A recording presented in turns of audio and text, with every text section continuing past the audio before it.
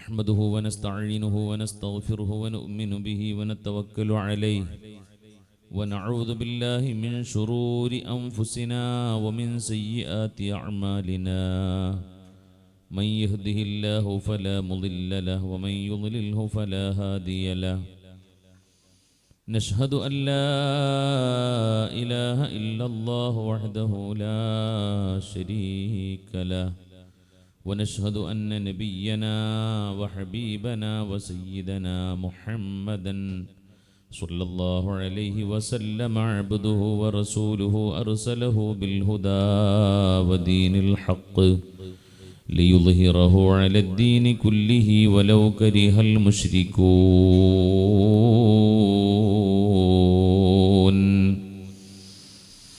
لي خمسة أطفي بها حر الوباء الحاطما المصطفى والمرتضى وابناهما والفاطمة.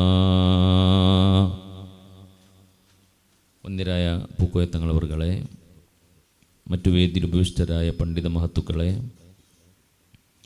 ഈ മഹത്തായ സ്വലാത്ത് മജ്ലിസിൽ ആവേശത്തോടെ സംഗമിച്ചിട്ടുള്ള മുഅ്മിനീങ്ങളെ, മുഅ്മിനാത്തുകളെ, പടച്ച റബ്ബ് നമ്മുടെ ഈ ഒത്തുകൂടൽ ഖബൂൽ ചെയ്യട്ടെ. ഇത് അള്ളാഹുവിൻ്റെ പൊരുത്തമുള്ള മജ്ലിസാക്കി തരട്ടെ. മുത്തുനബിയുടെ തിരുനോട്ടമുള്ള മജ്ലിസാക്കി തരട്ടെ.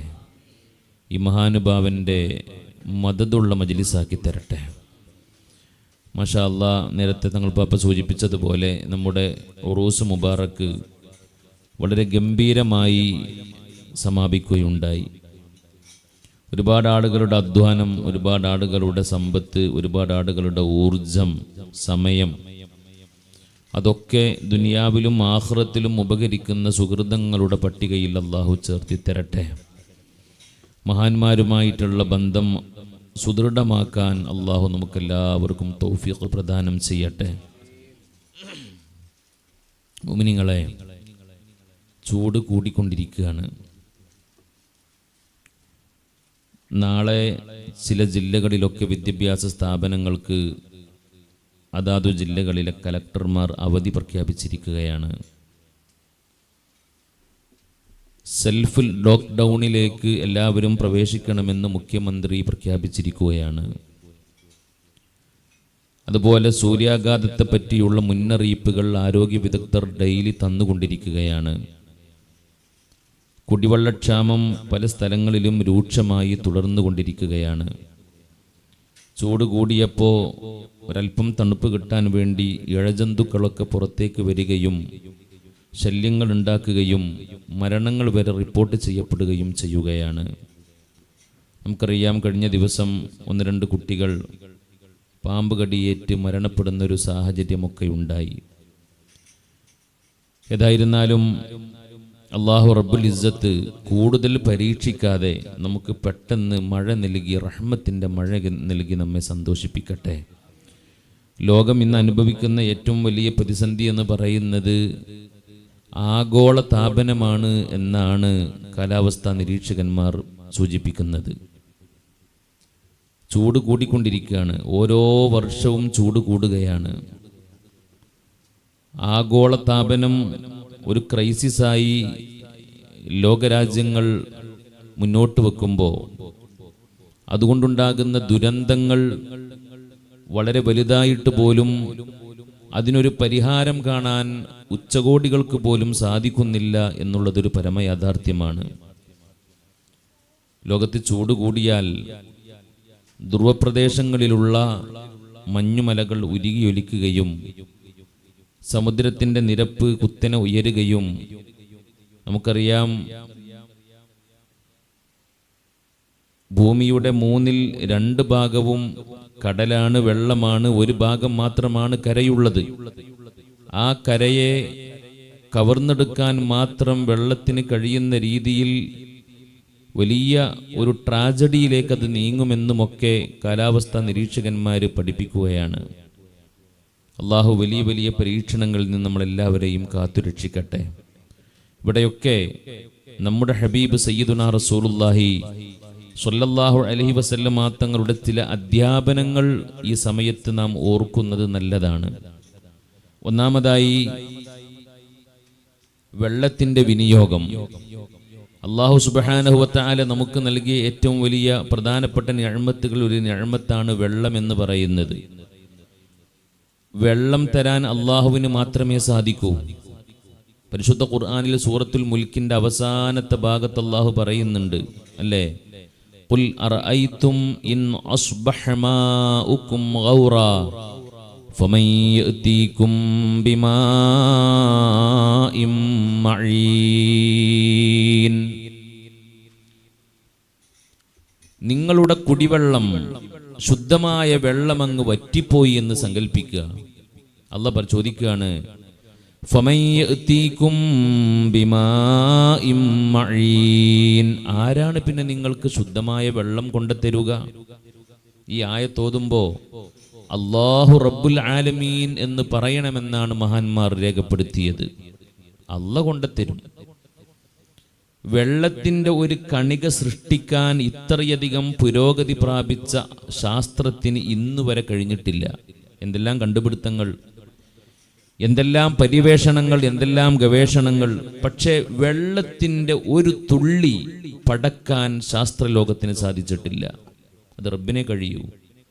കൃത്രിമമായ മഴ പെയ്യിപ്പിക്കാൻ കഴിയും ശാസ്ത്രത്തിന്. അതിനെന്ത് വേണം? അതിന് അന്തരീക്ഷത്തിൽ മേഘം വേണം. ആ മേഘങ്ങളെ ഒരുമിച്ച് കൂട്ടിയിട്ട് ആ മേഘങ്ങൾ വഴി മഴ പെയ്യിപ്പിക്കുക എന്നല്ലാതെ മേഘങ്ങളെ സൃഷ്ടിക്കാൻ, ഒരു തുള്ളി വെള്ളം സൃഷ്ടിക്കാൻ ഒരിക്കലും മനുഷ്യന് സാധിക്കില്ല. സൂറത്തുൽ വാഖിഅയിലും അല്ലാഹു അത് പറഞ്ഞിട്ടുണ്ട്.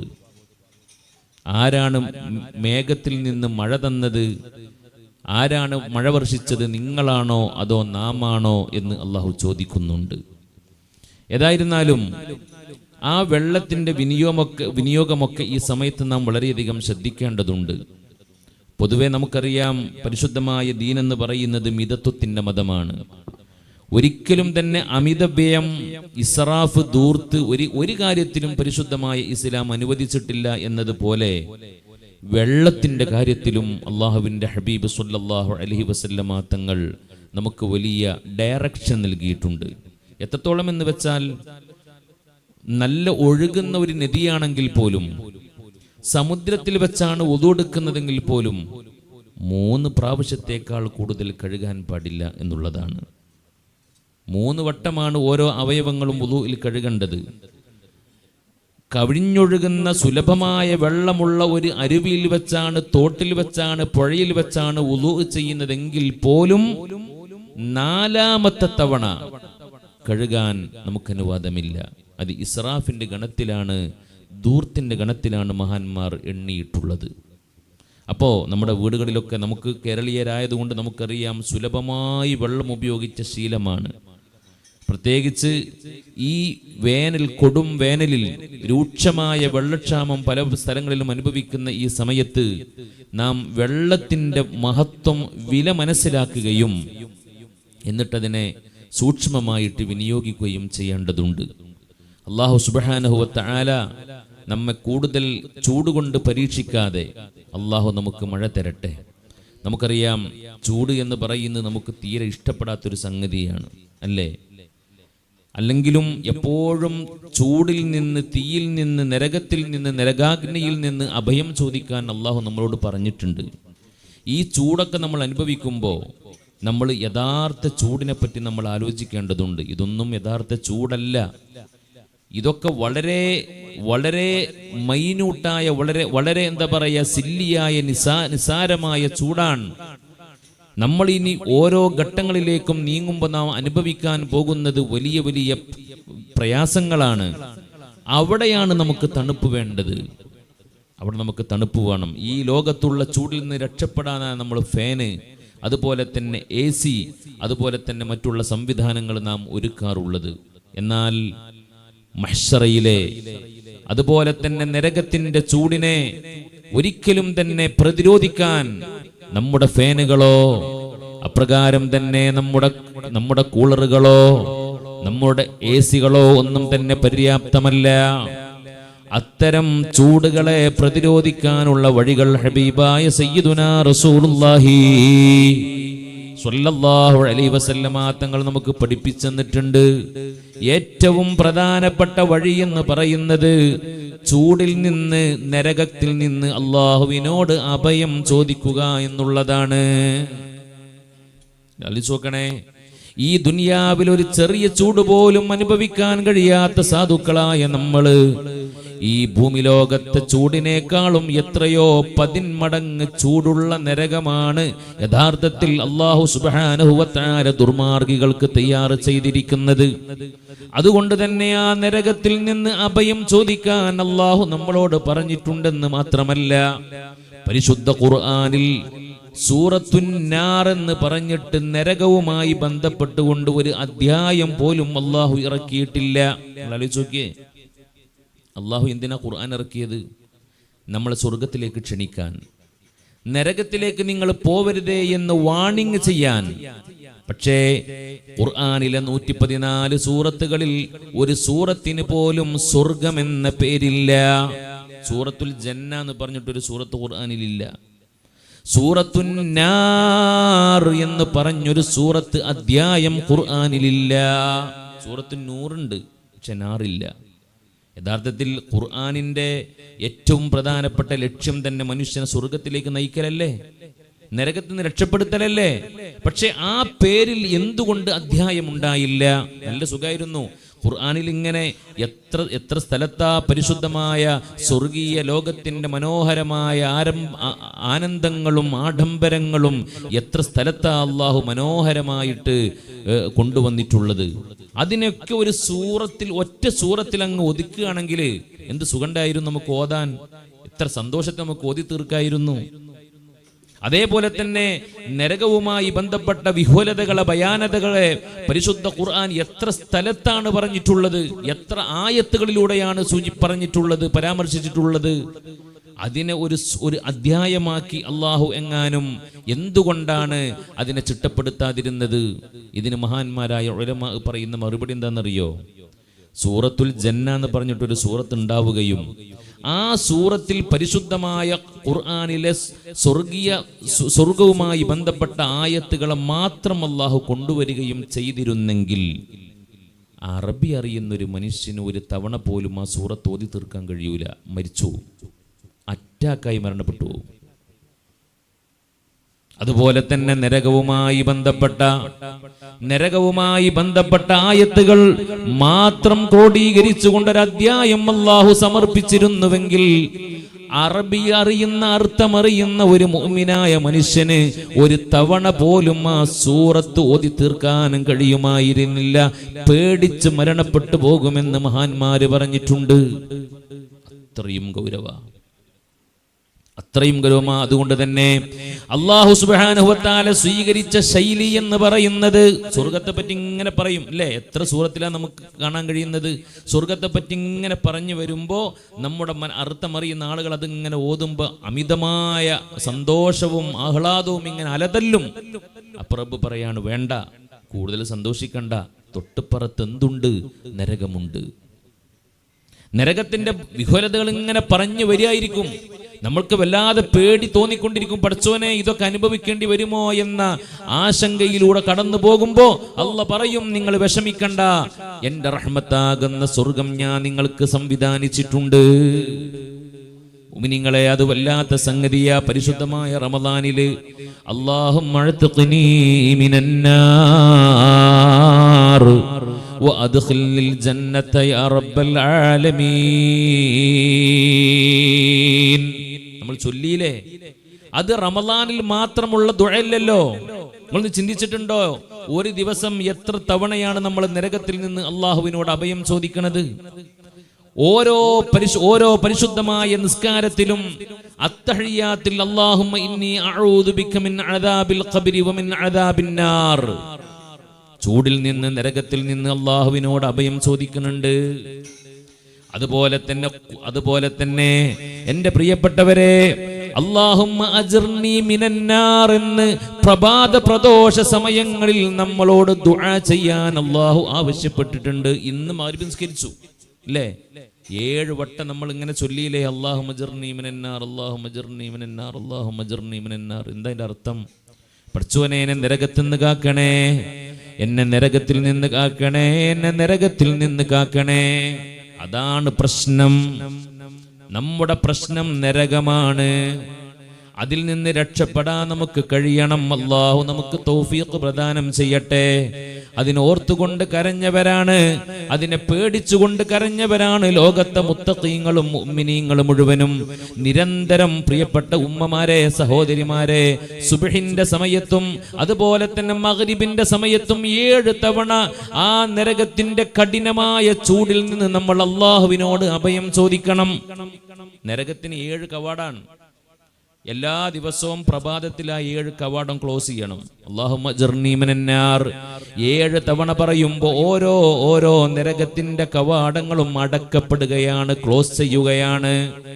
അതേപോലെ മഗ്രിബിന്റെ സമയത്തും പ്രദോഷ സമയത്തും 7 തവണ ചൊല്ലുമ്പോൾ ആ സമയത്തും നമ്മൾ നരകത്തെ നമ്മളിങ്ങനെ ക്ലോസ് ചെയ്തുകൊണ്ടിരിക്കുകയാണ്. പുണ്യനബി പറഞ്ഞിട്ടുണ്ട് സ്വല്ലല്ലാഹു അലൈഹി വസല്ലം, എല്ലാ ദിവസവും 3 തവണ ഒരാൾ എന്നെ നരകത്തിൽ നിന്ന് രക്ഷപ്പെടുത്തണേ റബ്ബേ എന്ന് പറഞ്ഞാൽ ആ നരകം റബ്ബിനോട് പറയുമത്രേ, ആ മനുഷ്യനെ എനിക്ക് വേണ്ട റബ്ബേ. തൗഫീഖ് തരട്ടെ. 7 തവണ രാവിലെയും 7 തവണ വൈകുന്നേരത്തും 14 വട്ടം നമുക്ക് സുന്നത്താ.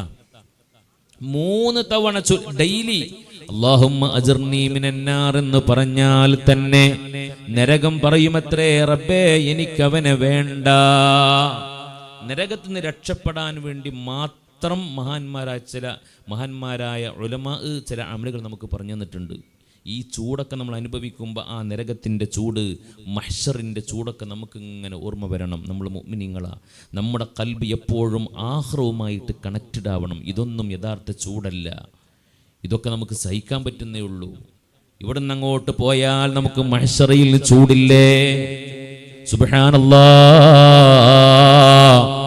ആ ചൂടിനെ സംബന്ധിച്ച് ഹബീബായ സയ്യിദുനാ റസൂലുള്ളാഹി സ്വല്ലല്ലാഹു അലൈഹി വസല്ലമ തങ്ങൾ പറഞ്ഞതെന്താ? ഓരോരുത്തരും ചൂടുകൊണ്ട് അവരവർ ചെയ്ത തെറ്റുകൾക്കനുസരിച്ചുകൊണ്ട് വിയർപ്പിൽ മുങ്ങിക്കുളിക്കുന്ന ദിവസമാണ്.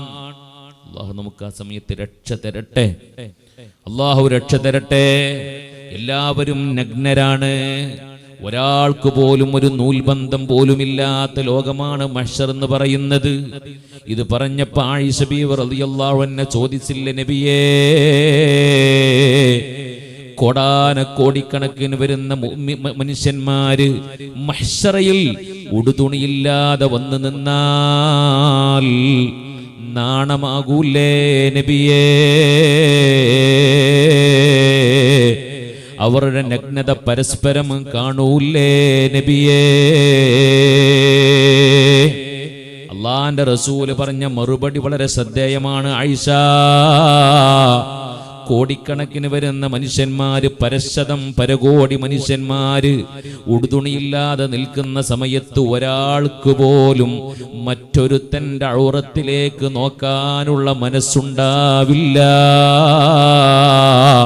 ഖുർആന് പറഞ്ഞില്ലേ, ലികുല്ലി ഇംരിഇൻ മിൻഹും യൗമഇദിൻ ശഅ്നുൻ യുഗ്നീ.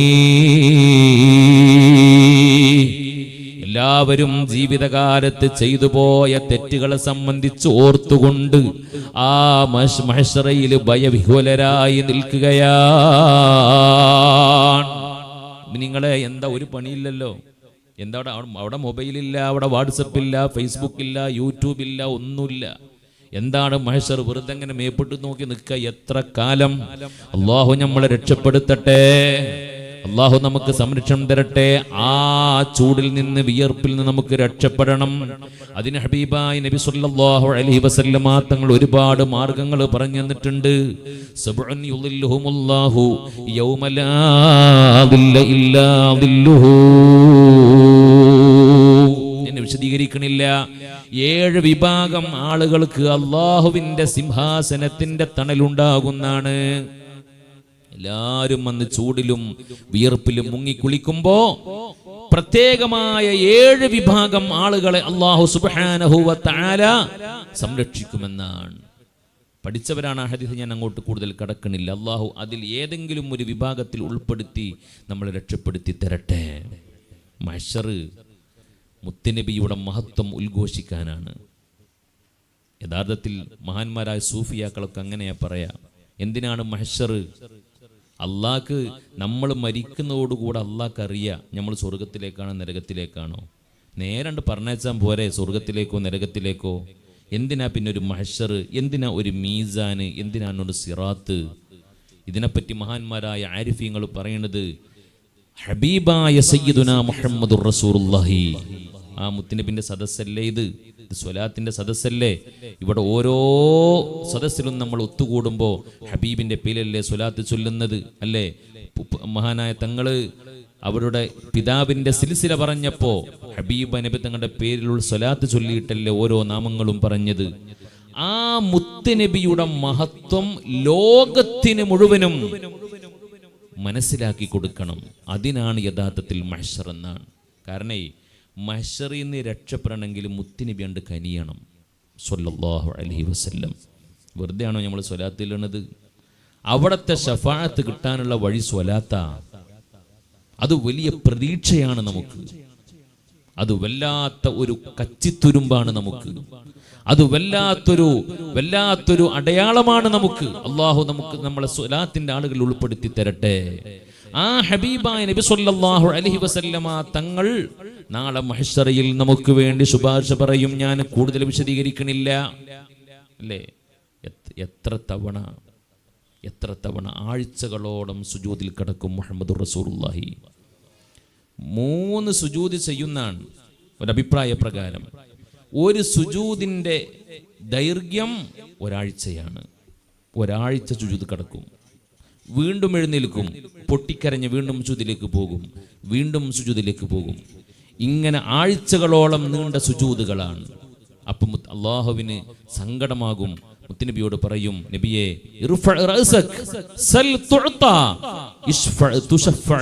എന്ന് പറയും അല്ലാഹു സുബ്ഹാനഹു വ തആല. അപ്പ നബി തങ്ങളുണ്ട് എഴുന്നേറ്റ് നിന്നിട്ട് അള്ളാഹിന്റെ ഹബീബ് അങ്ങ് തലയുർത്തിട്ട് പറയും, അല്ലാഹുവേ, എന്റെ ഉമ്മത്തീങ്ങളിൽ ഒരാൾ പോലും നരകത്തിലുണ്ടാവരുത്. മുഅ്മിനീങ്ങളെ, അതാണ് നമ്മുടെ ഏറ്റവും വലിയ പ്രതീക്ഷ. അതിനാണ് ഇവിടെ നമ്മൾ ഒത്തുകൂടുന്നത്. ആ ദുആ ഒരിക്കലും അല്ലാഹ് തട്ടിമാറ്റൂല. കാരണം നേരത്തെ അല്ലാഹു ദുനിയാവിൽ വെച്ച് മുത്തുനബിയോട് പറഞ്ഞിട്ടുണ്ട്, വലസൗഫ യുഅതീക റബ്ബുക ഫതർളാ.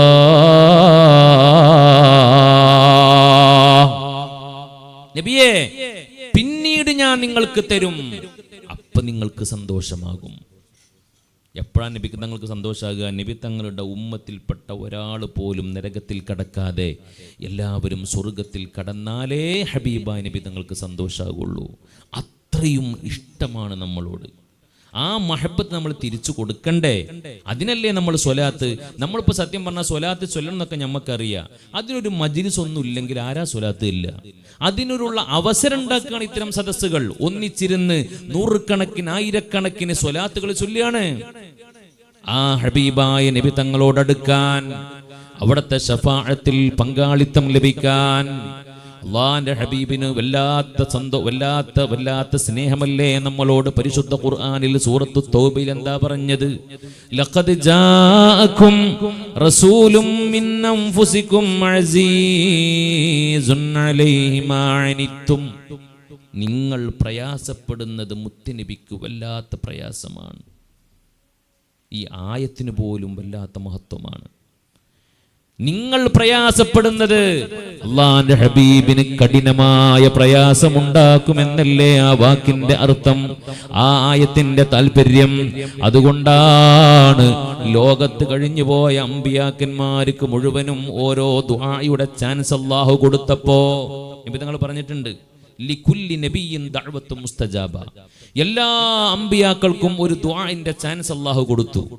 എന്നിട്ട് നബി തങ്ങൾ പറയാണ്, എല്ലാ നബിമാരും പ്രയാസഘട്ടം വന്നപ്പോൾ ദുനിയാവിൽ വെച്ച് അത് ഉയർന്നു.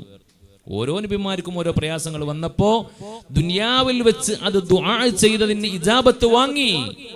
പക്ഷേ മുത്തുനബി സല്ലല്ലാഹു അലൈഹി വസല്ലമ തങ്ങൾ പറയാണ്, ഞാൻ ഇന്ന് വരെ ആ ദുആ ഉപയോഗപ്പെടുത്തിയിട്ടില്ല. അന അഖ്തബിഉ ദഅവതി യൗമൽ ഖിയാമ, എന്റെ ദഅവത്ത് ഞാൻ ഖിയാമത്ത് നാളിലേക്ക് ഒളിപ്പിച്ചു വെച്ചിരിക്കുകയാണ്. എന്തിന് പറയുന്ന കേട്ടാത്തോണു നബി തങ്ങൾക്ക് ഒരു പ്രയാസം ഉണ്ടായിട്ടില്ല. എന്തെല്ലാം പ്രയാസങ്ങളും ദുഃഖങ്ങളും ബുദ്ധിമുട്ടുകളും നൊമ്പരങ്ങളുമാണ് മുത്തുനബിയുടെ ജീവിതത്തിൽ ഉണ്ടായത്. പക്ഷേ നബി തങ്ങൾ പറയാണ്, സുബ്ഹാനല്ലാഹ് ശഫാഅത്തൽ ലി ഉമ്മത്തി, എന്റെ ഉമ്മത്തിനെ റെക്കമെൻഡ് ചെയ്തുകൊണ്ട് രക്ഷപ്പെടുത്താൻ വേണ്ടി എനിക്ക് അല്ലാഹു നൽകിയ ആ അസുലഭ മുഹൂർത്തം ഞാൻ മഹ്ശറിലേക്ക് ഖിയാമത്ത് നാളിലേക്ക് മാറ്റിവെച്ചിരിക്കുകയാണെന്ന് മുഹമ്മദ് മുസ്തഫ. മുഅ്മിനീങ്ങളെ, അതുകൊണ്ട് ഞാൻ പറഞ്ഞു വരുന്നത്, ആ ചൂടിൽ നിന്ന് നമുക്ക് രക്ഷപ്പെടണം, അള്ളാന്റെ ഹബീബിന്റെ ശഫാഅത്ത് കിട്ടണം, നരകത്തിൽ നമുക്ക് രക്ഷപ്പെടണം. ഇപ്പോ ഒരുപാട് ഹാജിമാർ അള്ളാഹുവിന്റെ വിളിക്കുത്തരം നൽകിയിട്ട് അതിഥികളായിട്ട് പരിശുദ്ധമായ മക്കയിലേക്ക് പോയിക്കൊണ്ടിരിക്കുകയാണ്. വല്ലാത്തൊരു സമയത്താണ് നമ്മളിവിടെ ഒത്തുകൂടിയിട്ടുള്ളത്. മഹാന്മാര് പറഞ്ഞിട്ടുണ്ട്, ഹജ്ജ് ചെയ്താൽ അവനെ നരകം സ്പർശിക്കൂല. അള്ളാഹു നമുക്ക് തൗഫീഖ് പ്രദാനം ചെയ്യട്ടെ. 3 ഹജ്ജ് ഒരു മനുഷ്യന് ചെയ്താൽ അവന് നരകമില്ല. എല്ലാവർക്കും കഴിയോ? അല്ലാഹുവേ, ഞങ്ങൾക്ക് തൗഫീഖ് തരണം റഹ്മാനെ. ചെയ്തവരുണ്ട് റബ്ബേ, നീ ഖബൂലാക്കണേ റബ്ബേ. പലവട്ടം നീ തൗഫീഖ് തരണേ അല്ലാ. ഈ വർഷത്തെ ഹജ്ജ് നീ സമാധാനപൂർണമായ ഹജ്ജാക്കണേ റബ്ബേ. ഹജ്ജിന് വേണ്ടി പുറപ്പെടുന്ന ലോകത്തിന്റെ നാനാഭാഗത്തുള്ള മുഅ്മിനീങ്ങൾ വളരെ പ്രതീക്ഷയോടെയാണ് ലബ്ബൈക്കിന്റെ മന്ത്രവുമായിട്ട് കടന്നു വരുന്നത്. അവരെ നീ ഏറ്റെടുക്കണേ അല്ലാ. അവർക്കെല്ലാവിധ തൗഫീഖും നസീബാക്കണേ അല്ലാ. ഹജ്ജ് കൊണ്ട് കഠിനമായ നരകത്തിന്റെ ചൂടുന്ന് രക്ഷപ്പെടാനും കഴിയും. ഇനി ഞാൻ പറയട്ടെ, സിമ്പിളായ വഴികൾ പോലും മഹാന്മാര് പറഞ്ഞു തന്നിട്ടുണ്ട്. ഒരു സിമ്പിളായ വഴി ഞാൻ പറയട്ടെ നിങ്ങളോട്. പലപ്പോഴും നമ്മൾ ശ്രദ്ധിക്കാത്തൊരു കാര്യമാണ്. ഉലമാവ് പറയാണ്, നരകത്തിൽ നിന്ന് രക്ഷപ്പെടാനുള്ള വളരെ സിമ്പിളായൊരു വഴി എന്ന് പറയുന്നത്, നമ്മൾ നിസ്കരിക്കുന്ന സമയത്ത് ഫർളാവട്ടെ സുന്നത്താവട്ടെ, നിസ്കരിക്കുന്ന സമയത്ത് റുകൂഇൽ സുബ്ഹാന റബ്ബിയൽ അളീം വബിഹംദിഹി എന്ന് 3 തവണ കാമിലായ രീതിയിൽ പതിവായി ഒരാൾ ജീവിതകാലത്ത് ചൊല്ലിയാൽ അവനെ നരകം സ്പർശിക്കുകയില്ല. എത്ര ലളിതമാണ്. പക്ഷെ എല്ലാവർക്കും കഴിയൂല. നമുക്ക് തുമഇനീനത്തില്ലല്ലോ.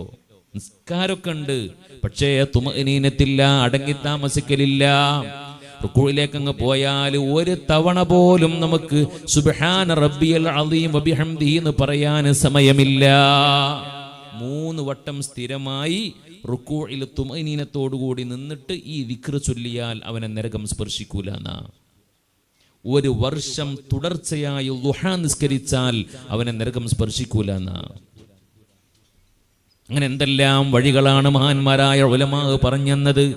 ഈ കഠിനമായ ചൂടിന്റെ സമയത്ത് നരകത്തിൽ നിന്ന് രക്ഷപ്പെടാനുള്ള വഴികളാണ് നാം ആരായേണ്ടത്. അത് നമുക്ക് സഹിക്കാൻ കഴിയൂല. ഹൂദ് സൂറത്ത് ഓതിയിട്ടാണ് മുത്തുനബി സ്വല്ലല്ലാഹു അലൈഹി വസല്ലമ തങ്ങൾക്ക് നരബാധിച്ചത് എന്ന് മുത്തുനബി പറഞ്ഞിട്ടുണ്ട്. റസൂലുള്ളാഹിന്റെ താടിയിലും തലയിലും നരബാധിച്ചപ്പോഴേ സ്വഹാബത്ത് ചോദിച്ചു, നബിയെ നരച്ചുപോയല്ലോ. ഹബീബിന്റെ മറുപടി, ശയ്യബത്തിനീ ഹൂദും വഅഖവാതുഹാ. ഖിയാമത്ത് നാളിന്റെ ഭയവിഹ്വലത വിശദീകരിക്കുന്ന സൂറത്തുകൾ ഓതിയിട്ടാണ് എന്റെ തലയും മുടിയും നരച്ചിരിക്കുന്നതെന്ന് അള്ളാന്റെ ഹബീബ് പോലും പറഞ്ഞിട്ടുണ്ടെങ്കിൽ, എന്റെ പ്രിയപ്പെട്ടവരെ, നമുക്ക് എത്ര നരക്കണം? നരകത്തെ പറ്റി ആലോചിച്ചിട്ട്, മഹ്ശറിനെ പറ്റി ആലോചിച്ചിട്ട്, നരകത്തിലെ ഏറ്റവും നിസ്സാരമായ ശിക്ഷ പോലും അനുഭവിക്കാൻ നമുക്ക് കഴിയൂല. എന്നിട്ടല്ലേ ബാക്കിയുള്ളത്. നരകത്തിലെ നിസ്സാരമായ ശിക്ഷ പോലും അനുഭവിക്കാൻ നമുക്ക് കഴിയൂല. നബി തങ്ങൾ പറയാണ്, നരകത്തിലെ ഏറ്റവും നിസ്സാരമായ ശിക്ഷ എന്താണെന്നറിയോ പ്രിയപ്പെട്ട ഉമ്മമാരെ, ഉപ്പമാരെ? ഒരു ചെരുപ്പ് നരകത്തിനാൽ തയ്യാർ ചെയ്യപ്പെട്ട, നരകത്തിന്റെ ചൂടിനാൽ നിർമ്മിക്കപ്പെട്ട കേവലം ഒരു ചെരിപ്പ്. ആ ചെരിപ്പങ്ങ് ചവിട്ടാൻ കൊടുക്കും ആ ഒരു മനുഷ്യന്. ആ ചെരിപ്പ് ചവിട്ടുമ്പോഴേക്കിന് അതിന്റെ ചൂടിന്റെ കാഠിന്യത്താൽ അവന്റെ തലച്ചോറ് തിളച്ചു മറിയുമെന്ന് മുഹമ്മദുർ റസൂലുള്ളാഹ്. അല്ലാഹു നമ്മളെ രക്ഷപ്പെടുത്തട്ടെ, അല്ലാഹു നമ്മളെ രക്ഷപ്പെടുത്തട്ടെ. അല്ലാഹുവേ, ഒരു മഹാന്റെ സന്നിധിയിൽ വെച്ചാ ഞങ്ങൾ ദ്വേർക്കണത്, ഞങ്ങൾക്ക് നീ നരകം ഹറാമാക്കണം റബ്ബേ. തലച്ചോറ് തളച്ചു മറിയും. ഓൻ പറയൂ, ഇത്ര പഠിച്ചോനെ ഇതെന്തൊരു ശിക്ഷയാണ്, ഒന്ന് ലഘൂകരിച്ചെന്നൂടെ? അപ്പൊ അല്ലാഹ് പറയും, ഇതിനേക്കാളും ഒരു ലഘുവായ ശിക്ഷ വേറെയില്ല, ഇതിനേക്കാളും ലഘുവായ ലോലമായ ശിക്ഷ നരകത്തിലില്ല. ഇത് മിനിമം ശിക്ഷയാണ്. സഹിക്കാൻ കഴിയോ മുഅ്മിനീങ്ങളെ? അതുകൊണ്ടാണ് ഓരോ വെള്ളിയാഴ്ച ദിവസവും മഹാന്മാര് നമ്മളോട് ചൊല്ലാൻ പറഞ്ഞൊരു ബൈത്തുണ്ട്. എല്ലാ വെള്ളിയാഴ്ചയും ചൊല്ലുന്നവർ കൂട്ടത്തിലുണ്ടാകും, പതിവാക്കുന്നവർ കൂട്ടത്തിലുണ്ടാകും. എന്നാലും ഞാൻ സാന്ദർഭികമായിട്ടൊന്ന് ഓർമ്മിപ്പിക്കുക എന്ന് മാത്രമേ ഉള്ളൂ. എല്ലാ വെള്ളിയാഴ്ചയും ജുമുഅക്ക് ശേഷം മഗ്രിബ് നമസ്കാരത്തിന്റെ മുമ്പായി ഒരു പ്രധാനപ്പെട്ട ബൈത്തുണ്ട്. അതൊരു 5 തവണ നമ്മൾ സ്ഥിരമായി എല്ലാ വെള്ളിയാഴ്ചയും പാരായണം ചെയ്താൽ സുബ്ഹാനല്ലാഹ്, അവൻ മുഅ്മിനായി മാത്രമേ മരണപ്പെടുകയുള്ളൂ എന്ന് മഹാന്മാരായ ആരിഫീങ്ങൾ പഠിപ്പിച്ചിട്ടുണ്ട്. വളരെ സിമ്പിൾ. ചില പള്ളികളിലൊക്കെ ആ ബൈത്ത് ജുമുഅ നിസ്കാരം കഴിഞ്ഞിട്ട് ഇമാമും മഅ്മൂമീങ്ങളും ഒന്നിച്ചിരുന്ന് ചൊല്ലുന്ന സ്ഥലങ്ങൾ വരെയുണ്ട്. ജുമുഅക്ക് ശേഷം ദുആന്റെ സമയത്ത് ഒന്നൻ അറിയുന്നവരുടെ കൂടെ ഒന്ന് ചൊല്ലിയേ, ഇലാഹി ലസ്തു ലിൽ ഫിർദൗസി അഹ്ലാ വലാ അഖ്വാ അലാ നാരിൽ ജഹീമി فهب لي توبة واغفر ذنوبي فإنك غافر الذنب العظيم. എന്താ അതിന്റെ അർത്ഥം? ഇലാഹി, എന്റെ ഇലാഹായ റബ്ബേ, ലസ്തു ലിൽ ഫിർദൗസി അഹ്ലാ, ഫിർദൗസിൽ കടക്കാനുള്ള ഒരു യോഗ്യതയും എനിക്കില്ല റഹ്മാനേ. ജന്നാത്തുൽ ഫിർദൗസ്, സലുൽ ഫിർദൗസ് ഫഇന്നഹു സിർറുൽ ജന്ന എന്ന് മുഹമ്മദ് മുസ്തഫ. നിങ്ങൾ ഫിർദൗസ് ചോദിക്കണം, സ്വർഗം ചോദിക്കുമ്പോൾ ജന്നാത്തുൽ ഫിർദൗസ് ചോദിക്കണം. എന്തുകൊണ്ട്? അത് പ്രൈവറ്റ് ഏരിയയാണ്, അത് വല്ലാത്തൊരു ലോകമാണ്. സ്വർഗത്തിലെ ഏറ്റവും മനോഹരമായ, ഏറ്റവും സുന്ദരമായ, ഏറ്റവും പ്രൈവറ്റ് ഏരിയയാണ് യഥാർത്ഥത്തിൽ ഫിർദൗസ് എന്ന് പറയുന്നത്. അള്ളാഹിനോട് ചോദിക്കുമ്പോൾ മിനിമം ചോദിക്കരുത്, മാക്സിമം ചോദിക്കണം എന്നാണ്. സ്വർഗത്തിൽ എവിടെയെങ്കിലും ഒരു മൂലക്ക സ്ഥാനം തരുമെന്നല്ല ചോദിക്കേണ്ടത്, ജന്നാത്തുൽ ഫിർദൗസ് തന്നെ ചോദിക്കണം. തരാൻ അള്ളാഹ് കഴിയുമല്ലോ, അള്ളാഹു കാരുണ്യത്തിന്റെ കടലല്ലേ. ഇലാഹി ലസ്തു ലിൽ ഫിർദൗസി അഹ്ലാ, പക്ഷേ എന്റെ കയ്യിൽ ഒന്നുമില്ല, വിഭവങ്ങളില്ല, എന്റെ കയ്യിൽ ഭക്ഷണമില്ല, എന്റെ കയ്യിൽ അമലില്ല, എന്റെ കൊതിയാണ് റബ്ബേ. വലാ അഖ്വാ അലാ നാരിൽ ജഹീമി, ജഹീം എന്ന് പറയുന്ന നരകത്തിന്റെ ശിക്ഷ എനിക്ക് സഹിക്കാൻ കഴിയൂല്ല റബ്ബേ.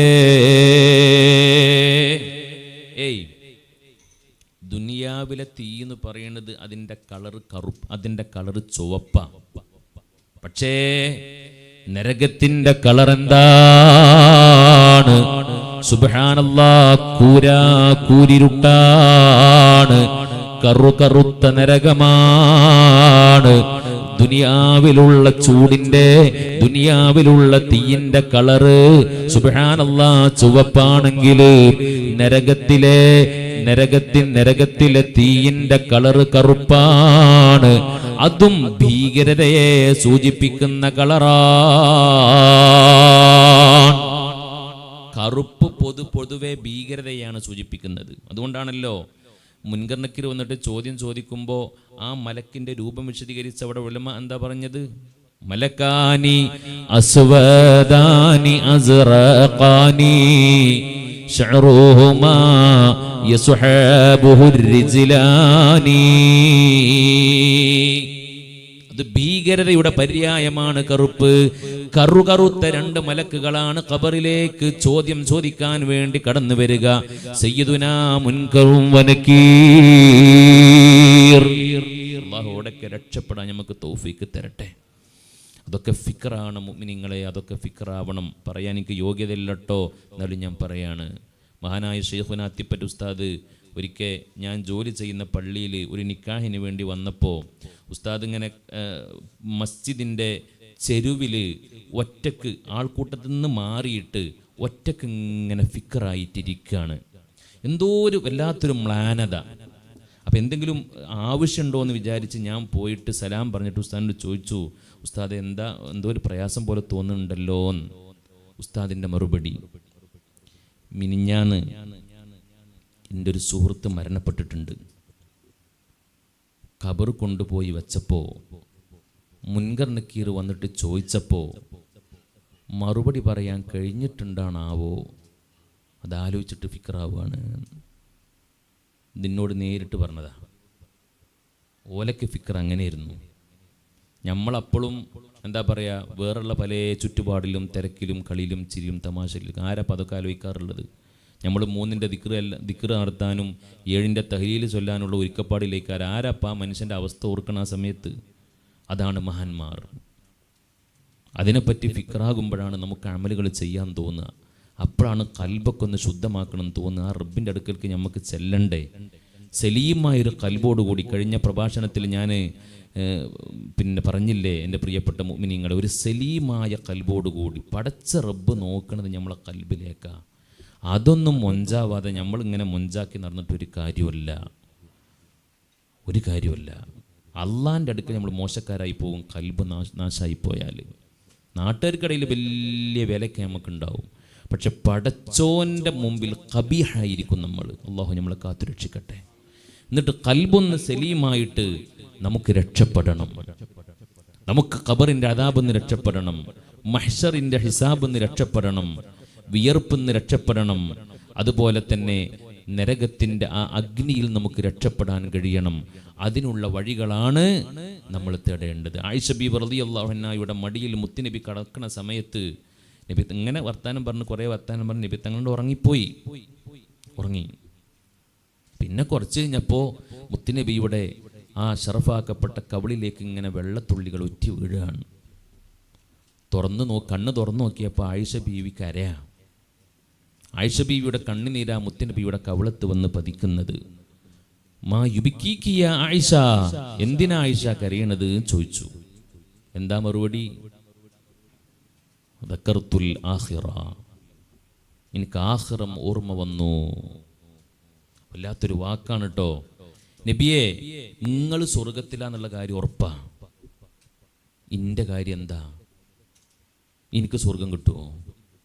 നാളെ ഇതുപോലെ എൻ്റെ മടിയിൽ കിടക്കണം എന്ന എൻ്റെ പൂതിങ്ങൾ. പക്ഷേ അതിന് ഞാനധികം സ്വർഗത്തിൽ കിടക്കണ്ടേ? ഇനി ഞാൻ സ്വർഗത്തിലാണെങ്കിൽ തന്നെ നബിയെ വഅന്ത ഫീ അഅലൽ ജന്ന, എനിക്ക് നിങ്ങളുടെ അടുത്തേക്ക് വരാൻ കഴിയോ? ആരാണ് ഇതൊക്കെ പറയണത്? ലോകം കണ്ട ഏറ്റവും വലിയ സ്വാലിഹത്തായ ആലിമത്തായ അള്ളാന്റെ ഹബീബിന്റെ ഷറഫാക്കപ്പെട്ട ശരീരത്തോട് ചേർന്ന് നിൽക്കാൻ ഭാഗ്യം ലഭിച്ച മുത്തുനബിയുടെ ശരീരം ടച്ച് ചെയ്താൽ ആ ശരീരം നരകത്തെ തൊട്ട് ഹറാമാക്കുമെന്നല്ലേ പറഞ്ഞത്? ആ ആയിഷ ബീവിയുടെ ആശങ്ക, എനിക്ക് സ്വർഗം കിട്ടുവോ, ഞാൻ നരകത്തിലേറ്റ പോവോ, എനിക്ക് മുത്തുനബിന്റെ മടിയിൽ കടക്കാൻ, എന്റെ മടിയിൽ മുത്തുനബിക്ക് കടക്കാൻ നാളെ സൗകര്യമുണ്ടാകൂലേ എന്ന ആശങ്കയായിരുന്നു സയ്യിദത്തുന ആയിഷ. ഇങ്ങനെയാ മഹാന്മാരൊക്കെ കഴിഞ്ഞു പോയത്. നമ്മളിങ്ങനെ കളിയും ചിരിയും തമാശയൊക്കെ ആയിട്ട് ഇങ്ങനെ പോവുകയാണ്. നമുക്ക് ആഘോഷങ്ങളും ആർഭാടങ്ങളും, ഞാൻ കുറ്റപ്പെടുത്താന്ന് തോന്നരുത്, ഇതൊക്കെ പറയണത് എന്താ പറയുക, നമ്മൾ സാധാരണ പറയാറുണ്ടല്ലോ, അലക്കണ സമയത്ത് ഡ്രസ്സ് വെളുക്കുമ്പോൾ സ്വാഭാവികമായും കല്ലും വെളുക്കുമല്ലോ. ആ ഒരു പൂതി കൊണ്ടാണ് പറയുന്നത്. അല്ലാഹു നമ്മളൊക്കെ നന്നാക്കി തരട്ടെ. പറയാൻ യോഗ്യത ഉണ്ടായിട്ട് പറയാമെന്ന് വിചാരിക്കരുത്. മഹാന്മാരുടെ സവിധത്തിൽ പറയുമ്പോൾ അതിനൊരു ബർക്കത്തുണ്ട്. നമ്മൾ ഇവിടെ നടക്കുന്ന ദുആകളൊക്കെ കണ്ട് കബൂലായി കിട്ടിയാൽ അൽഹംദുലില്ലാഹ് നമുക്ക് രക്ഷപ്പെടാൻ കഴിയും. ഇൻഷാ അല്ലാഹ് നമുക്ക് നരകം സഹിക്കാൻ കഴിയൂല.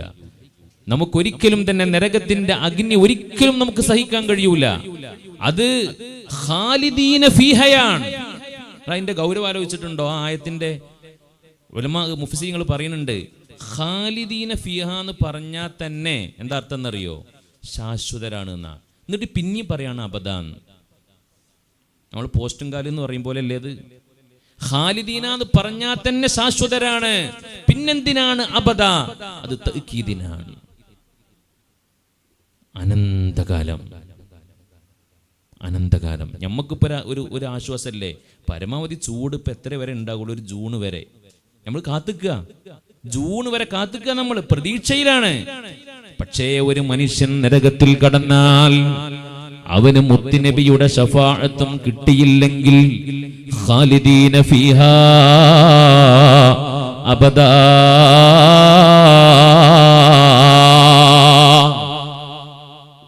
സൂറത്തുൽ മുൽക്കിൽ അല്ലാഹ് പറയുന്നുണ്ട്, സ്വർഗ്ഗക്കാരിങ്ങനെ എത്തി നോക്കും നരകത്തിലേക്ക്. അപ്പോ അല്ല, എന്തേ നരകത്തിൽ കടന്നത്? അപ്പൊ അവര് പറയുമത്രേ, അലം യഅതികും നദീർ, എന്തേ നിങ്ങൾ നരകത്ത് കടക്കാൻ കാരണം? ആരും നിങ്ങൾക്ക് ഇതൊന്നും പറഞ്ഞെന്നില്ലേ? ചിന്തിക്കണം കേട്ടോ. എത്ര ദാഇകളാണ് നമ്മുടെ നാട്ടിലുള്ളത്, എത്ര ആലിമീങ്ങളാണ്, എത്ര വലിയ വലിയ പ്രഭാഷകരാണ് സുബ്ഹാനല്ലാഹ് നമ്മുടെ കേരളക്കരയിലുള്ളത്. എല്ലാവരും സ്വർഗം പറയുന്നുണ്ട്, ഖബർ പറയുന്നുണ്ട്, നരകം പറയുന്നുണ്ട്. ഇവർ ചോദിക്കാണ്, സ്വർഗക്കാര് നരകക്കാരോട് ചോദിക്കാണ്, അലം യഅതികും നദീർ, നിങ്ങൾക്ക് മുന്നറിയിപ്പുകാർ വന്നിരുന്നില്ലേ? എന്തേ നിങ്ങൾ നരകത്തിൽ പ്രവേശിക്കാൻ കാരണം? അപ്പ അവര് പറയാണ്, വഖാലു ലൗ കുന്നാ നസ്മഉ ബലാ ലൗ കുന്നാ നസ്മഉ ഔ നഅഖിലു മാ കുന്നാ ഫീ അസ്ഹാബിസ് സഈർ ഫഅതറഫു ബിദംബിഹിം. ഓല് തെറ്റ് സമ്മതിച്ചിട്ട് എന്താ കാര്യം? എത്തേണ്ടോടത്തെത്തിയില്ലേ, നരകത്തിലെത്തിയില്ലേ, വിരല് കടിച്ചിട്ട് എന്താ കാര്യം? ഞങ്ങൾക്ക് പ്രഭാഷകരൊക്കെ വന്നിട്ടുണ്ട്, വാഅദീങ്ങൾ വന്നിട്ടുണ്ട്, ആലിമീങ്ങൾ വന്നിട്ടുണ്ട്, അതുപോലെ തന്നെ ഔലിയാക്കൾ വന്നിട്ടുണ്ട്, മഹാന്മാരായ അംബിയാ മുർസലീങ്ങൾ വന്നിട്ടുണ്ട്. പക്ഷേ ഞങ്ങളതൊന്നും ചെവിക്കൊണ്ടില്ല. അതൊക്കെ അവര് വെറുതെ പറയാനാ ഞങ്ങൾ വിചാരിച്ചത്. ഇന്നും അങ്ങനെയാണല്ലോ. ഇവിടെ ആലിമീങ്ങളുടെ കുറവുണ്ടോ നമ്മുടെ നാട്ടില്? വാഅദീങ്ങളുടെ കുറവുണ്ടോ നമ്മുടെ നാട്ടില്? ഉത്ബോധനങ്ങളും ക്ലാസുകളും പ്രഭാഷണങ്ങളൊക്കെ തകൃതിയായി നടക്കുന്നില്ലേ? പക്ഷേ ഹറാമുകൾക്ക് കുറവില്ലല്ലോ. എല്ലാവരും എന്താ പറയേണ്ടത്? അതൊക്കെ വെറുതെ മൂര്യന്മാരിങ്ങനെ പറയാ, വെറുതെ ഓൽക്കൊരു പണി വേണ്ടേ? അതൊക്കെ എവിടുന്നാ മനസ്സിലാവുക? നാളെ നരകത്തിലങ്ങെത്തുമ്പോ ലൗ കുന്നാ നസ്മഉ ഔ നഅഖിലു മാ കുന്നാ ഫീ അസ്ഹാബിസ് സഈർ. അന്നത്തെ വഅദ് കേട്ടിട്ട്, അന്നത്തെ ഞങ്ങൾ ഉസ്താദുമാരുടെ ഉപദേശം കേട്ടിട്ട്, ഖുർആനും ഹദീസിലെയും ആയത്തുകളും സംഭവങ്ങളും ചരിത്രങ്ങളും കേട്ടിട്ട് ഞങ്ങൾ കേട്ട് നന്നായിരുന്നെങ്കിൽ മാ കുന്നാ ഫീ അസ്ഹാബിസ് സഈർ, നരകത്തിന്റെ ആളുകളിൽ പെട്ടുപോകുമായിരുന്നില്ലല്ലോ. പക്ഷെ പറഞ്ഞിട്ട് കാര്യമില്ല, ടൈം കഴിഞ്ഞു. അല്ലാഹു നമ്മളെ രക്ഷപ്പെടുത്തട്ടെ, അല്ലാഹു നമുക്ക് സ്വർഗം തരട്ടെ. നമ്മുടെ മുഖ്യ അജണ്ട സ്വർഗമാണ് മുഅ്മിനേ. അത് കിട്ടുന്നത് വരെ നമുക്ക് വിശ്രമമില്ല. അത് കിട്ടുന്നത് വരെ നമുക്കൊന്ന് ചിരിക്കാൻ പോലും അർഹതയില്ല. എന്തിന്റെ പേരിലാ ചിരിക്കണത്? എന്ത് സമാധാനം നമുക്കുള്ളത്? ഈ പോക്കങ്ങനെ പോവാണ്. നമുക്ക് ഒക്കെ അനുഭവിക്കാൻ പോകുന്നതല്ലേ. മറച്ചു വെച്ചിട്ട് കാര്യമില്ലല്ലോ, പറയാതിരുന്നിട്ട് കാര്യമില്ലല്ലോ. ഇവിടെയുള്ള ബന്ധങ്ങളൊക്കെ തകർന്നു പോകൂലേ? അവിടെ ആകെ നമുക്ക് ഉപകാരപ്പെടുന്നത് നല്ല നല്ല ബന്ധങ്ങൾ മാത്രമാണ്, ദീനിന്റെ പേരിലുള്ള ബന്ധങ്ങളാണ്. ഇവിടെ നമ്മൾ ഒരുമിച്ച് എല്ലാ മാസവും സുബ്ഹാനല്ലാഹ് 2 ആഴ്ച കൂടുമ്പോ ഇവിടെ വന്നിരിക്കുന്നില്ലേ? ഈ ചങ്ങാത്തം നമുക്ക് നാളെ ഉപകാരപ്പെടും. ഇത് വെറുതെയാകൂല. നമ്മൾ ബസ് സ്റ്റോപ്പിൽ ഇരുന്നതും, നമ്മൾ സൊറ പറഞ്ഞതും, നമ്മളതാ ടിവിയുടെ മുമ്പിൽ ഒന്നിച്ചിരുന്നതും, ഉമ്മമാരെ വീട്ടിൽ സ്ക്രീനിന് മുമ്പിൽ ഫാമിലി ഒന്നിച്ചിരുന്നു കൊണ്ട് സീരിയൽ കണ്ടതും, അതിന്റെയൊക്കെ പേരിൽ നമ്മൾ വിരൽ കടിക്കേണ്ടി വരും. നമുക്ക് സന്തോഷിക്കാൻ ഇതുപോലെയുള്ള സദസ്സുകൾ മാത്രമേ നമുക്ക് നാളെ ഉണ്ടാകൂ. ഇത് പറഞ്ഞിട്ട് നാളെ നമുക്ക് സന്തോഷിക്കണം. അല്ലാഹു നമുക്ക് തൗഫീഖ് തരട്ടെ.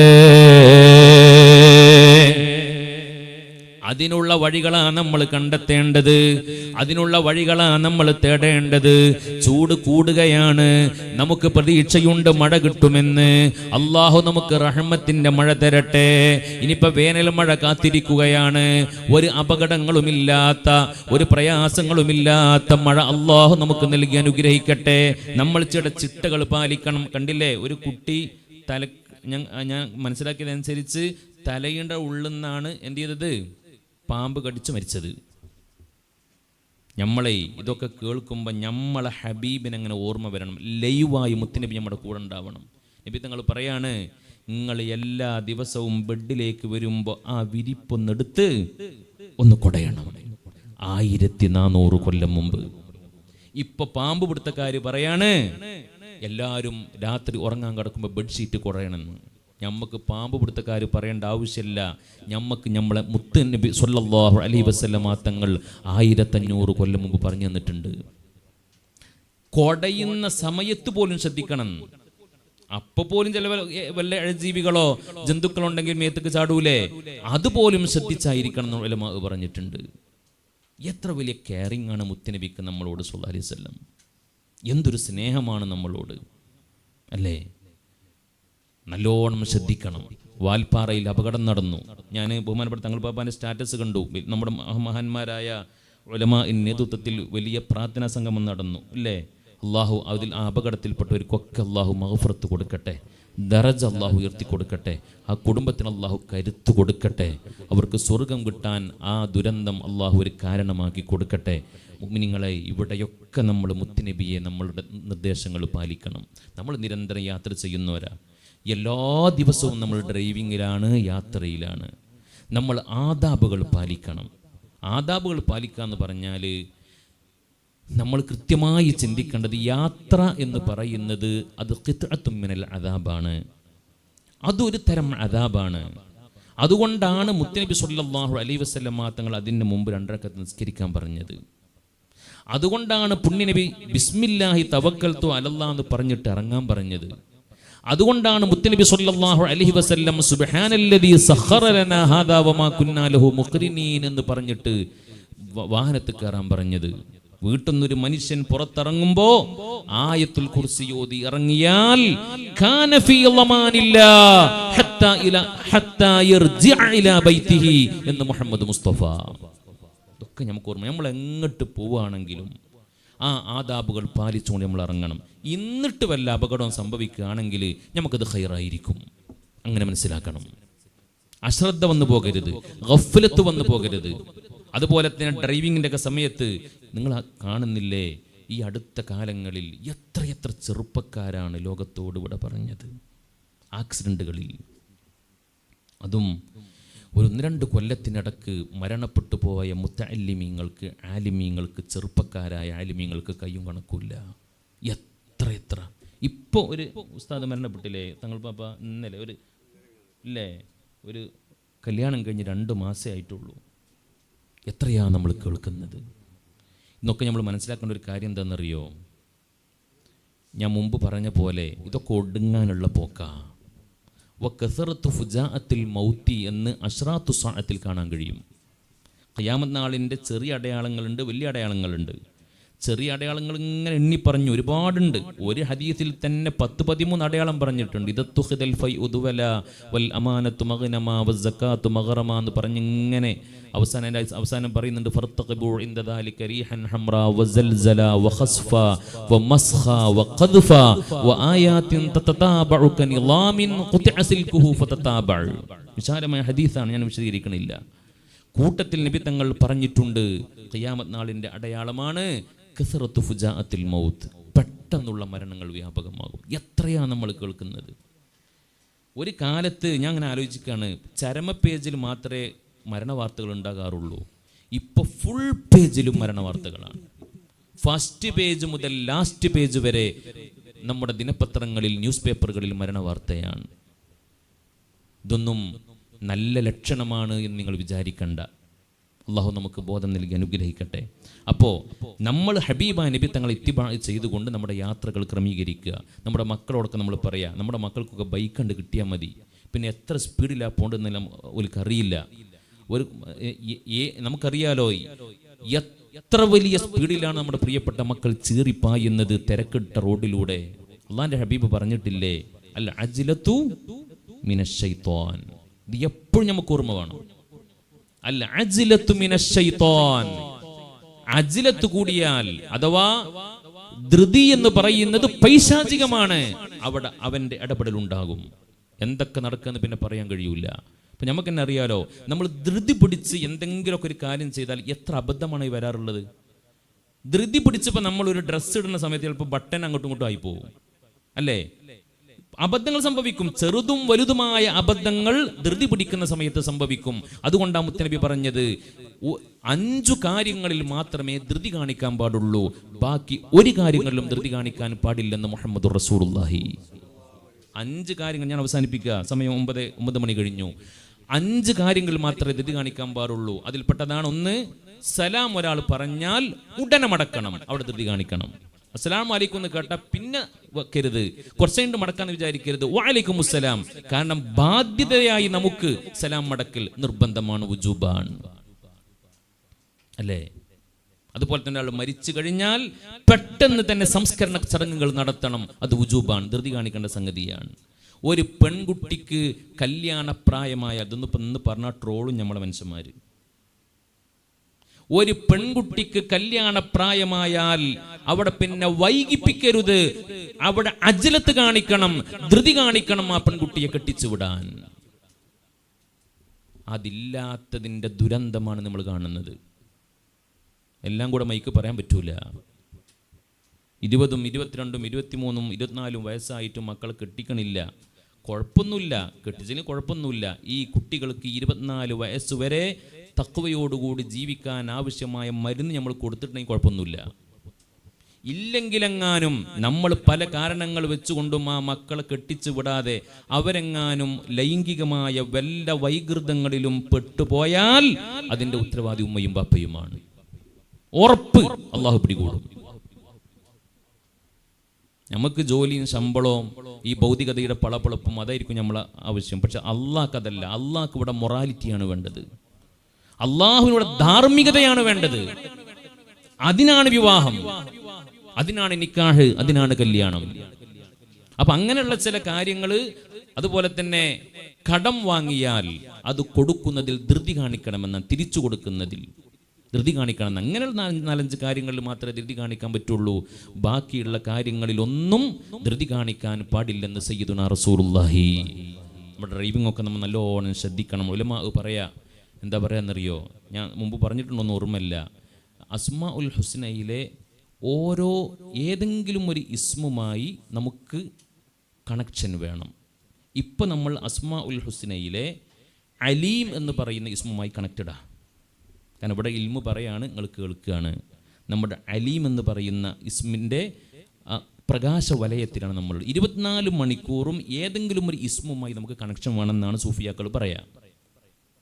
കാരണം അത് അസ്മാ ഉൽ ഹുസ്ന ഭയങ്കര സംഭവമല്ലേ. അതിന് വയലു പറഞ്ഞാൽ തീരുമോ? എത്ര ദിവസം വേണ്ടി വരും അതിൻ്റെ ഫضل പറയാൻ? ഇനിയിപ്പോൾ നമ്മളിത് കഴിഞ്ഞിട്ട് നമ്മൾ ഭക്ഷണം കഴിക്കുക. ഭക്ഷണം കഴിക്കുന്ന സമയത്ത് റസാഖ് എന്ന് പറയുന്ന അള്ളാഹുവിൻ്റെ ഇസ്മിൻ്റെ പ്രകാശ വലയത്തിലായിരിക്കും ആ സമയത്ത് നമ്മൾ. ആയിരിക്കും എന്ന് പറഞ്ഞാൽ അത് നമ്മുടെ കൽബിലും കൂടെ ഉണ്ടെങ്കിൽ ആ സമയത്ത് കഴിക്കുന്ന ഭക്ഷണം 100% നമുക്ക് മെഡിസിനായി മാറും. സത്യം പറഞ്ഞാൽ ഞാനിതിൻ്റെ ആത്മീയ വശം പറയട്ടോ, ഭക്ഷണം കൊണ്ട് രോഗമുണ്ടാവുമെന്ന് ഇന്ന് വൈദ്യന്മാർ പറയുന്നു. ഭക്ഷണം കൊണ്ട് രോഗം ഉണ്ടാവാൻ കാരണം ഭക്ഷണം കഴിക്കുന്ന സമയത്ത് റാസിഖായ അള്ളാഹുവിനെ മറന്നുപോയതാണ്. മഹാനായ ഗൗസുൽ ആദം ശൈഖ് മുഹീദ്ദീൻ തങ്ങളുടെ ജീവിതത്തിൽ കാണാം, വലിയ തീറ്റക്കാരനായിരുന്നു മഹാനായ ഗൗസുൽ ആദം, ചരിത്രത്തിൽ കാണാം. പക്ഷേ അവർക്കൊന്നും ഭക്ഷണം കൊണ്ടൊരു പ്രശ്നം ഉണ്ടായിട്ടില്ല. എന്തുകൊണ്ട്? അവർ ആ ഒരു വിക്രിലുമാണ് ഭക്ഷണം കഴിക്കുക. നമുക്കറിയാലോ, 4 ആള് ഭക്ഷണം കഴിക്കാനിരുന്നാലാണ് കളിയും ചിരിയും തമാശയും. നമ്മൾ കളിക്കാനും ചിരിക്കാനും വേണ്ടി മാത്രം ഭക്ഷണം കഴിക്കാൻ പോകുന്നവരാണ്. 4 ആൾ കൂടിയ ഏതെങ്കിലും ഹോട്ടലിലേക്ക് പോവുക. എന്തിന്? ഇരുന്ന് ഭക്ഷണം കഴിക്കുമ്പോൾ കളിച്ചിരി തമാശ പറയണം. ആരാണ് ആ സമയത്ത് നമ്മളെ കൊണ്ട് തമാശ പറയിപ്പിക്കുന്നത്? സാക്ഷാൽ ഇബ്ലീസാണ്. ഇബ്ലീസിന് എന്തു വേണം? നമ്മൾ ഭക്ഷണം കഴിക്കുമ്പോൾ റബ്ബിനെ ഓർക്കരുത്, വേറെ ആരെ ഓർത്താലും അള്ളാനെ ഓർക്കരുത്. എന്നിട്ട് ആ ഭക്ഷണം കൊണ്ട് നമുക്ക് രോഗം ഉണ്ടാക്കണം. റാസിഖിനെ ഓർത്തുകൊണ്ട് ഭക്ഷണം കഴിച്ചാൽ രോഗം ഉണ്ടാവില്ല. അള്ളാഹു തൗഫീഖ് തരട്ടെ. ഇപ്പൊ ഞാൻ പറയാൻ കാരണം എന്താന്ന് വെച്ചാൽ, ഡ്രൈവ് ചെയ്യുന്ന സമയത്ത് അള്ളാഹുവിൻ്റെ പ്രധാനപ്പെട്ട 2 ഇസ്മുകൾ നമ്മുടെ ഖൽബിൽ ഉണ്ടാവണം. ഒന്ന് ഹഫീൽ എന്ന് പറയുന്ന ഇസ്മാണ്. കാരണം കാവൽ തരേണ്ടത് പഠിച്ചോനാ. നമുക്ക് തോന്നുക നമ്മളത് നിയന്ത്രിക്കണമെന്ന്. എന്ത് നിയന്ത്രണം ഈ പറയണത്? ഇപ്പം നമ്മളിങ്ങനെ പോവാണ്, നല്ല കെയറായിട്ട് പോവാണ്. റോങ്ങുന്ന ഒരാൾ എന്താ പറയുക, പിന്നെ അപ്പുറത്തുനിന്ന് മറ്റൊരാൾ മറ്റേ സൈഡിൽ നിന്ന് റോങ്ങായിട്ട് വന്ന് എന്താ നമ്മൾ ചെയ്യുക? നമ്മളത്തെ ശ്രദ്ധിച്ചിട്ട് എന്താ കാര്യം? ഇവിടെയാണ് ഹഫീൽ എന്ന് പറയുന്ന ഇസ്മിൻ്റെ മഹത്വം മനസ്സിലാക്കേണ്ടത്. കാവൽ തരേണ്ടത് റബ്ബാണ്. അത് നമ്മൾ ഡ്രൈവ് ചെയ്യുമ്പോൾ നമ്മുടെ ഖൽബിൽ ഉണ്ടാവണം. രണ്ടാമത്തത് മുദബ്ബിർ. അള്ളാഹുവിൻ്റെ അസ്മാഉൽ ഹുസ്നയിൽ മുദബ്ബിർ ഇല്ല, 99 ഇസ്മുകളിൽ മുദബ്ബിർ ഇല്ല. പക്ഷെ അള്ളാഹുവിന് വേറെയും കുറേ നാമങ്ങളുണ്ട്, അതിൽ മുദബ്ബിർ ഉണ്ട്. ആ മുദബ്ബിർ എന്ന് പറഞ്ഞാൽ എന്താ? കൺട്രോളർ. അള്ളാഹുവാണ് കൺട്രോൾ ചെയ്യുന്നവൻ. ആ ഒരു ബോധത്തോടെ നമ്മൾ ഡ്രൈവ് ചെയ്താൽ നമുക്ക് അള്ളാഹുവിൻ്റെ കാവലുണ്ടാകും. അള്ളാഹു നമുക്ക് തൗഫീഖ് തരട്ടെ. ഇതൊക്കെ നമ്മളെ മക്കൾക്ക് പറഞ്ഞു കൊടുക്കണം. റബ്ബിനെ മറന്നുകൊണ്ടുള്ള ഒരു ഡ്രൈവിങ്ങോ ഒരു കളിയോ നമുക്ക് ആർക്കും വേണ്ട. പിന്നെ ഉസ്താദ്മാരൊക്കെ പറയാറുണ്ട്, എപ്പോഴും ഡ്രൈവ് ചെയ്യുമ്പോൾ ഉളു ഉണ്ടാവണം. എന്താ സംഭവിക്കുമെന്ന് പറയാൻ പറ്റൂല. അഥവാ വല്ല അപകടത്തിലും പെട്ട് മരണപ്പെടുകയാണെങ്കിൽ ഉളു ഉണ്ടെങ്കിൽ ഉളുവോടുകൂടി മരിക്കാലോ, രക്ഷപ്പെട്ടില്ലേ? പിന്നെ നമ്മൾ ഈ അപകടങ്ങളൊക്കെ കാണുമ്പോൾ സ്വാഭാവികമായിട്ടും നമുക്ക് ടെൻഷൻ ഉണ്ടാകും, പ്രയാസം ഉണ്ടാകും, ദുഃഖം ഉണ്ടാകും. നമ്മൾ ചിലപ്പോൾ ആഴ്ചകളോളം പറഞ്ഞുകൊണ്ടിരിക്കും. പക്ഷേ അതിൻ്റെയൊക്കെ പിന്നിൽ റബ്ബിന് വേറെ ഹിക്മത്തുകൾ ഉണ്ടാകാം. അതൊന്നും നമുക്കറിയൂല. അതിൻ്റെ രഹസ്യമൊന്നും നമുക്കറിയൂല. ചില ആളുകൾ ഉഖ്റവിയായ ശുഹദാക്കളാണ് എന്ന് ഉലമാ പറഞ്ഞിട്ടുണ്ട്. അതിൽപ്പെട്ട ഒരു വിഭാഗമാണ് തീപിടുത്തത്തിൽ മരിച്ചവർ. ഓല കുളിപ്പിക്കണം, കഫൻ ചെയ്യണം, നിസ്കരിക്കണം, മറമാടണം, ഒക്കെ ചെയ്യണം.